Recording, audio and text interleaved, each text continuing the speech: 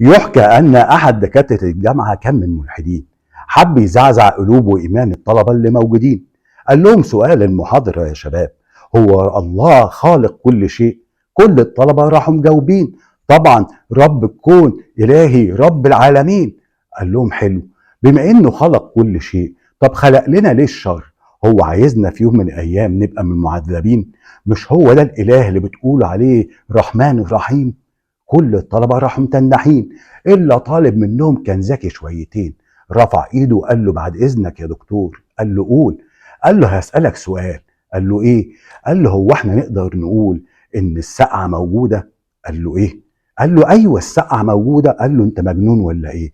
هو ما عداش عليك قبل كده شتاء ولا إيه؟ ما قعدتش مقفقف ومتكتك وتقول إمتى الشمس تطلع علينا؟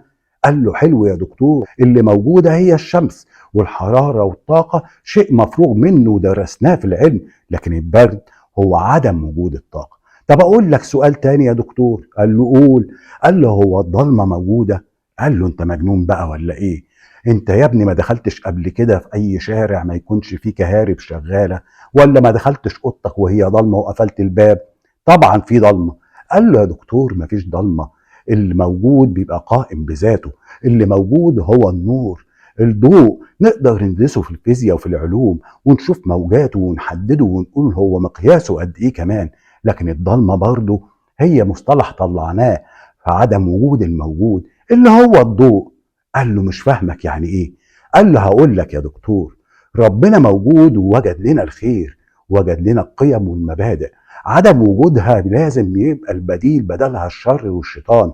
لكن طول ما قلبنا فيه الإيمان والأخلاق والقيم والمبادئ والإنسانية هيفضل عمران بالخير، وعمره ما يدخله البديل، لكن في الأصل هو الخير. الدكتور يضرب كف على كف ومش عايز يبين، راح مقفل المحاضرة في السريع ومشي، واستنى الشاب ده وهو طالع.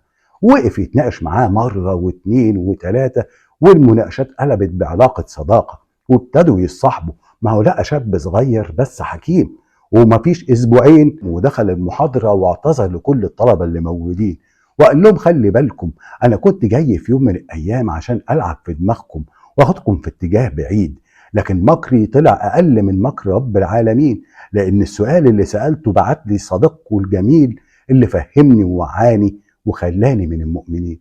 ربنا يصلح حالي وحالكم، ويبدل الشر اللي جوانا بكل الخير، ويزرع نور محبته جوه قلبنا، ونفضل ماشيين على الصراط المستقيم. سلام عليكم، اتمسوا بالعافية.